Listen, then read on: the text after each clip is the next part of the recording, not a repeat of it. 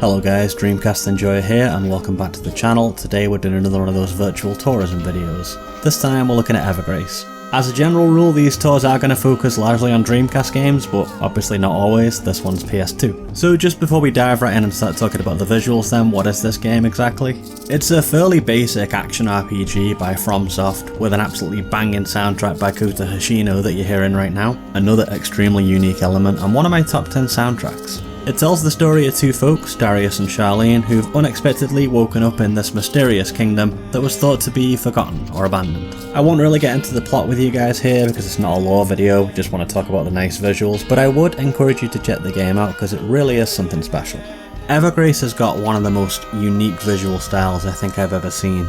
I would genuinely put it up there with something like Morrowind or Shadow of the Colossus, for something that's just got a completely cohesive visual style and absolutely has its own identity that isn't really like anything else.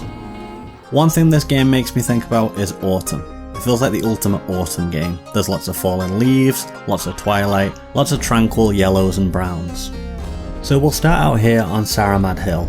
This does a good job of establishing the game's kind of aesthetic statement. There's a lot of very vivid, oversaturated colours like the green sky or the yellow trees here losing their leaves. The nice clean blue waters in this little pond here with the lilies. There's a really nice blend of different elements going on here.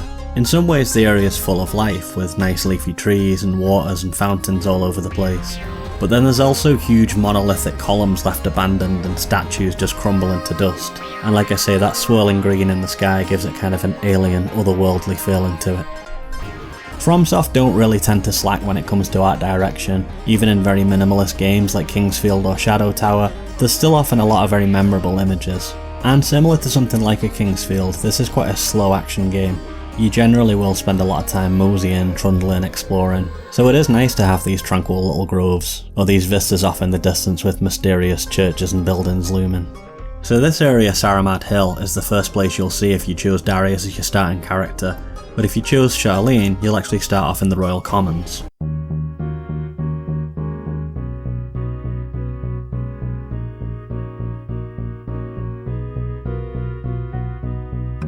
The Royal Commons is a similar sort of area, but it's even more unusual with these huge conch shell type structures everywhere.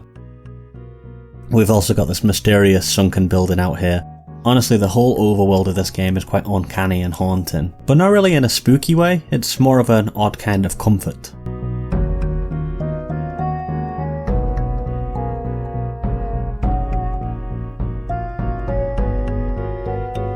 Now before we visit any of the dungeons, let's go and see my homie the shopkeeper. Cue the music.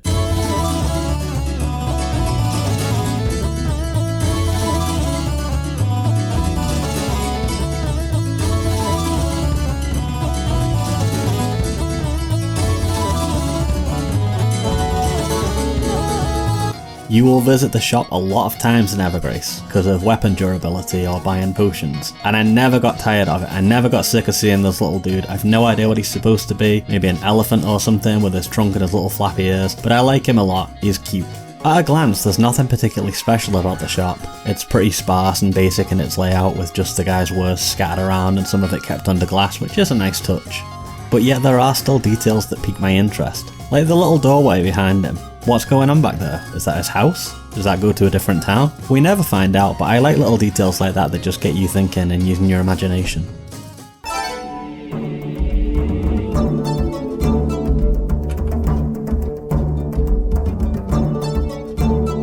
So once we're done above ground and all stocked up, we can go underground here to the Royal Passage and see some of these cool crystals and crazy creatures down here. Again, the byword for this game is tranquil. This cavern here just puts my mind at ease. Look at the way the water just kind of weaves on through. Opens up into a throne room here too with a mysterious evil golem, very nice. And then Darius's journey takes him back topside to find Castle Rubain.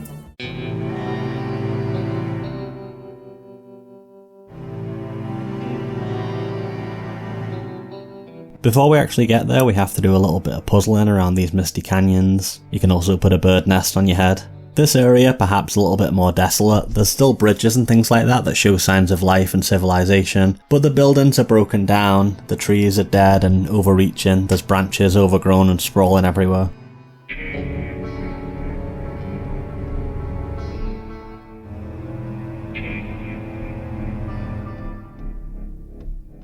Once we actually get inside Castle Rubain, we're hit with the realisation that unfortunately the indoor areas are not as interesting as the outside.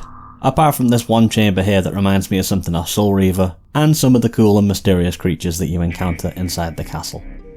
The dungeons in this game are honestly pretty barren, but there is a kind of charm to that in a liminal space sort of a way, and when you do come across an interesting feature like a statue or a shrine, it does really make it stand out.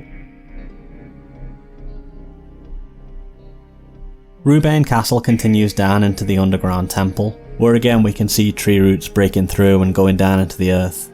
These little cute faces that kind of spit stuff at you as you go past. One thing about the sparseness of it all is that the enemies do really stand out, and there's some super cool enemy designs in this game, so it is nice to give them a little bit of room to breathe. Over in the human research lab now with Charlene. There's a little bit of a different vibe going on, and we're leaning more into a kind of evil gothic science here. There's strange experiments and beakers and alchemy stuff laying around. Puts me a little bit in mind of maybe Nightmare Creatures or Castlevania, maybe even a little bit of Panzer Dragoon Saga. There are some strange sci-fi touches going on as well, with the strange futuristic looking metal doors, the weird levers and electricity rods everywhere.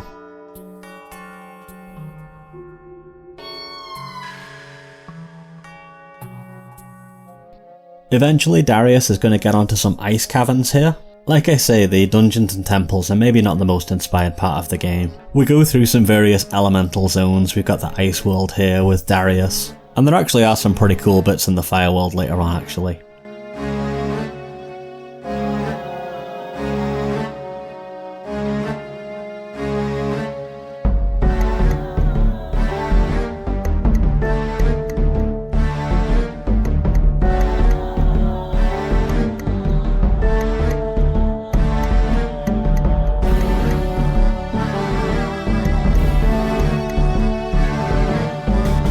But eventually we get topside and we do see the sky again, all orange and dusky rolling behind those black mountains.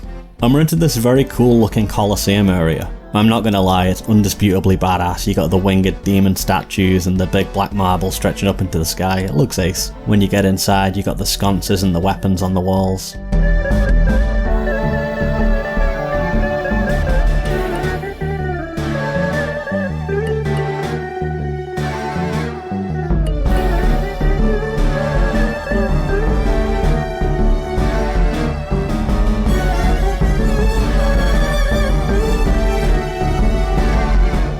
And then eventually you'll get to the Soaring Tower, which looks like an area off Panzer Dragoon Saga. This is the tricky multi-level final dungeon, and it's where both characters end their journey. Generally this area pulls in a lot of the magical imagery and a lot of the kind of weird science imagery. And there are some very striking areas, from these little glass tubes here to this big ominous occult looking arch with the Bridge of Light. And this one room here that kinda looks like the ruins from Phantasy Star Online. Evergrace didn't exactly dominate the market when it first launched. And from a gameplay perspective, I can get that, it's pretty 6 out of 10 basic action RPG. But the actual art direction, some of the cool places that you'll go to, some of the haunting little landscapes that you'll be moseying around in, accompanied by that absolutely wild and beautiful soundtrack, I feel like this is something that you gotta check out, you gotta experience it. Especially if you're somebody like me that gets obsessive over weird, janky, low poly visuals. But I think that about does it for this video. Thank you very much for watching, please like, comment, etc. if you enjoyed the video, and I will see you in the next one.